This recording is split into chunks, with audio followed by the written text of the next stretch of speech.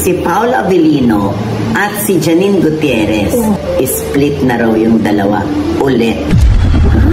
Nakahuling balita, walay na naman daw sina Paolo Abilino at Janine Gutierrez. Ito ang ibinalita ni OG Diaz, kilalang patron ng hiwalayan, sa kanyang pinakabagong vlog. Sabi ni OG, sana hindi totoo. Si Paolo Abilino at si Janine Gutierrez ay nakakaloka. Okay. Sana hindi totoo. Split na raw yung dalawa ulit. Kung naghiwalay, bakit? Anong rason? Alam mo, parang ano rin to, Bea Dom.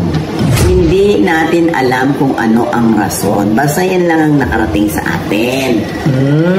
Na splitamos na raw ang dalawa. Pero hindi po yan confirm, ha? Narinig ko lamang po yan. Dahil nga nalilink din ngayon si Paolo kay Kim Chiu, ay napag-usapan din nila ito. Dahil parang si Paolo Abilino daw ang nagbigay ng flower kay Kim Chiu ng Valentine's Day na galing kay P. Sabi ni OG, kung single ulit si Paolo, posibleng maging sila ni Kim Chiu. Malamang sa malamang. Pwede silang maging mag-on.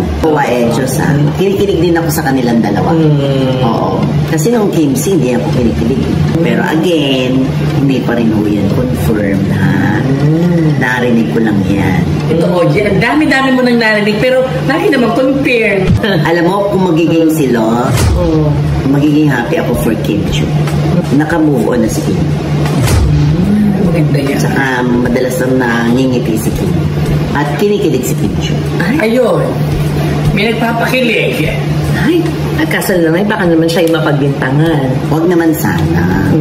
Narason kung bakit naghiwalay. Parang wala naman yata previous record si Kim Chiu. Sa kabuuan, maaalala natin na nagsimulang malink si Paolo at Janine noong ginawa nila ang ABS-CBN series na may Marry Me, Marry You. Pagkatapos ng serye, patuloy pa rin ang chismis na may relasyon sila pero hindi nila ito inamin. Noong Agosto nung nakaraan, naglabasan ang balitang hiwalay na si Paolo at Janine. Pero sandali lang daw ito at noong Disyembre ay balitang nagkabalikan na sila.